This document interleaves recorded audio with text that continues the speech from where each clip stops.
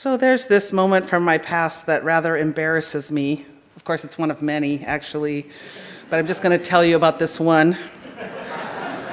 I was tutoring some elementary kids in Berkeley, and in that role, I had some playground duties. And one afternoon, as it happens, two young'uns got into a tussle, and they were rolling around on the ground, kind of punching one another. And I yelled at them to stop that. And then I grabbed them up by their jacket collars, and I swung them around to face each other, and I demanded, "Now, say you're sorry." And you can imagine how well that went. We all know that simply saying the words, "I'm sorry," does very little to repair a relationship.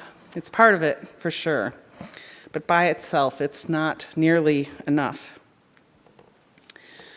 Last year, the UUA's common read was On Repentance and Repair, Making Amends in an Unapologetic World. It was written by Rabbi Danya Ruttenberg. In it, she describes a 5-step process for making amends, a process that was introduced into Judaism in the 12th century by philosopher Moses Maimonides. Five steps. 5 steps that can take years or a lifetime. 5 steps that are needed in order to have any hope of healing things when harm has been done. 5 steps that we must take if we are to truly exist in a moral universe. Now, when I originally conceived of a topic for this morning's assembly, I thought it would be all about these 5 steps. Now, since then, I'd like to turn the focus in a slightly different direction, but still, let me give you an overview of Maimonides' suggested process. So step 1 is to name and own the harm that's been done. You know, in order to make amends, we have to actually comprehend the damage we've done, which for those of us who need to believe that we're good people, can be really quite difficult. It's hard to face the possible consequences that may come along with assuming responsibility for harm done, and so we pretty much resist owning up to things. And step 1 is to name and own the harm. Step 2 is to start to change. Step 2 is just a start. This step can take a really long time. It's about learning over time, whenever in a similar situation, to make a different choice, to learn to respond or react differently. And this step is where personal transformation begins, and of course begins again, over and over again. Step 3 is making restitution and accepting consequences. That one's hard. We need to find out what those we've hurt see as fair restitution, what they need, what would help, and then to humbly seek to redress the situation and the relationship. And that's just step 3. Actually, making an apology doesn't come until step 4, which is why just saying "I'm sorry" doesn't work. Ruttenberg says a genuine apology is not aimed at the person who's been hurt, but can only be given. It's only genuine when it's in relationship with them. So it requires having done the first 3 steps, and then some vulnerability and empathetic listening, and to offer sincere regret and sorrow for what it is we've done that was harmful. And step 5 is when we're actually becoming the person we're capable of being.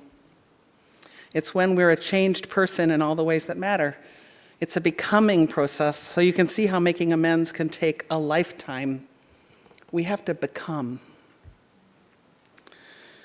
As long as we remain human, I expect that there will always be harm and the need for apologies and reparations. And if Ruttenberg and Maimonides are right, it seems most of us are not that great at doing this work. We have a lot of learning and practicing to do. And that's okay. Learning and practicing is just part of being human. In fact, it's a beautiful part of being human. It's how we actually engage in our ongoing evolution. And as an aside, one thing that Ruttenberg talked about that I found very interesting is that she talks about how many world religions and other seem to focus on apologizing to another being, to a God or to Jesus. Apologizing to them when we've done wrong has made it possible to not do the interpersonal work of making amends. Confessing to your God and then everything's good. Just say you're sorry to God and there's no accountability other than whatever penances come along with that.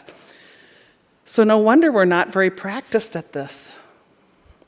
And further, in this culture, when confessing to God is the normative religious practice, those who don't believe in a God are left even further adrift. We don't know what to do.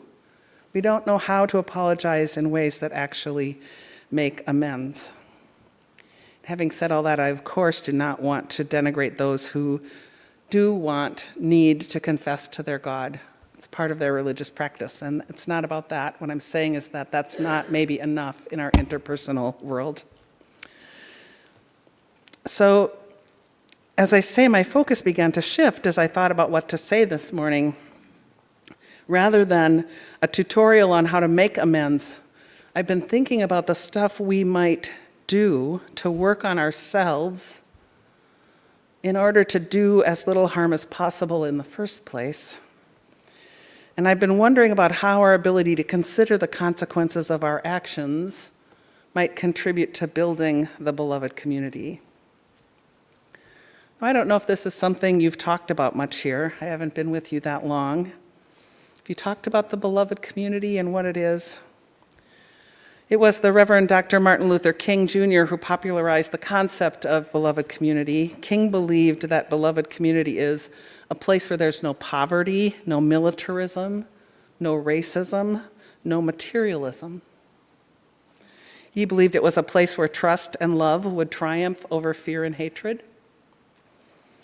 He believed it was not a lofty utopian goal, but it's also not devoid of conflict. And he believed that the beloved community is achievable by people who are committed to it and his practice of nonviolence.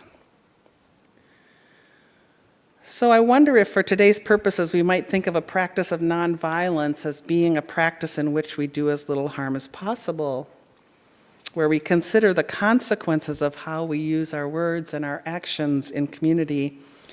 It's not that we'll always agree or that there'll be no conflict. Rather, it's about how we move through those disagreements in nonviolent and compassionate ways. Because what's true is that many of us come into groups having been harmed by others in other times and places.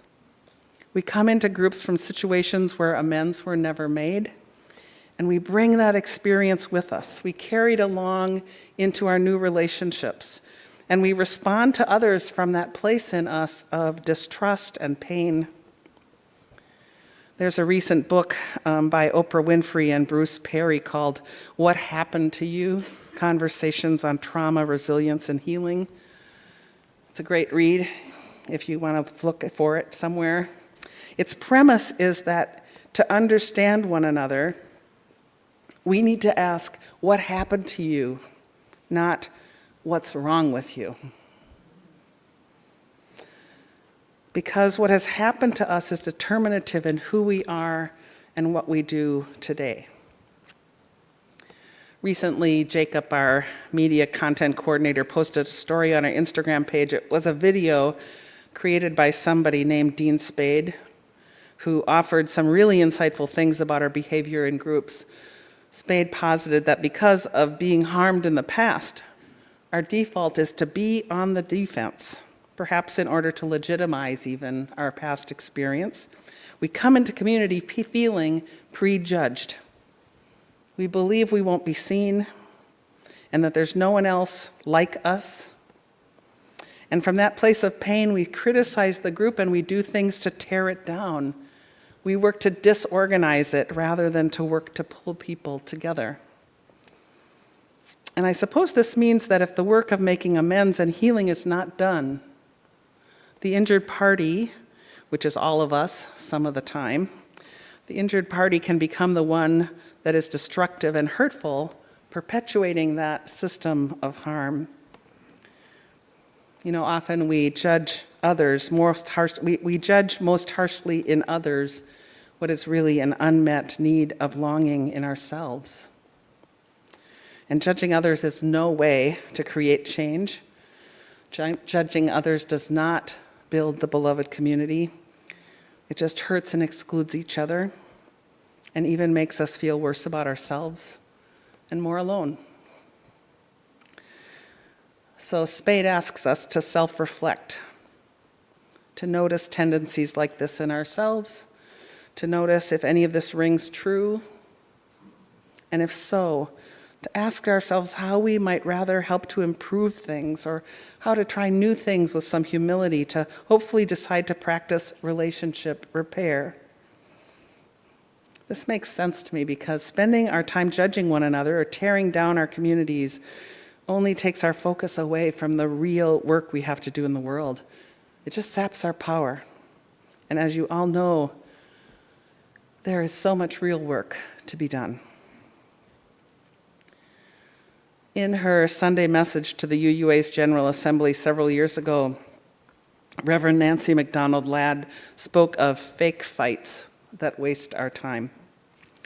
She said that we need to lean into the real fights of our age, and we cannot do that holy work together unless we are really willing to set aside our own need to win and to reach out our hands and seek the deeper understanding that comes with difference. We need to get past fake fights so that we're able to take on the real fights, fights for justice and dignity, most especially now for those whose very survival is being threatened. We need to stop thinking in the ways that capitalism and consumerism would have us think. Get past those things that would tell us we have to go it alone and that winning is everything. It's not. We need to start listening to voices that tell us to love our neighbor, to do good in the world, and to love this planet. There's a really beautiful piece by Reverend Dr. Rebecca Parker called Choose to Bless the World, which begins, your gifts, whatever you discover them to be, can be used to bless or to curse the world.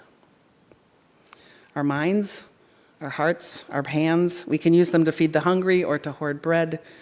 We can use them to welcome the stranger or to abandon them. We can do the work of justice or withhold love. So what will we choose? And when we do harm, can we call ourselves back into covenant, back into the beloved community? And can we choose to make changes in how we speak and behave with one another? I think it all comes down in the end to being willing to change, to being humble enough to invite transformation into our lives, and to being willing to suspend judgment of others so that they too might lean into their own change. And I want you to know that I'm in this with you. I am just as prone to judgment as anyone else. I just as easily become defensive. I'm working on my own transformation right along with you. We're in this together. I do know that what I want to choose, what I want to guide my actions, is a love that embraces rather than divides, an openness to the truth of others, an ability to put the common good above my own benefit, and to hold the value of beloved community higher than the value of being right. And since I'm not 100% there yet, since I'm not yet at step 5, maybe I'm not even at step 3, I don't know, I need a willingness to change and to be open to seeing things differently. Everything we do has repercussions. All of who we are ripples out throughout the whole of our interconnected web of this community and of all that is. And I want to affirm all the possibilities that lie ahead. I want to affirm the innate goodness of you, of all people, the potential for transformation, and the power of a community that sticks together. Let us not forget who we are and what we stand for. Let us choose one another again and again, And let us begin again and again and again in love. So be it.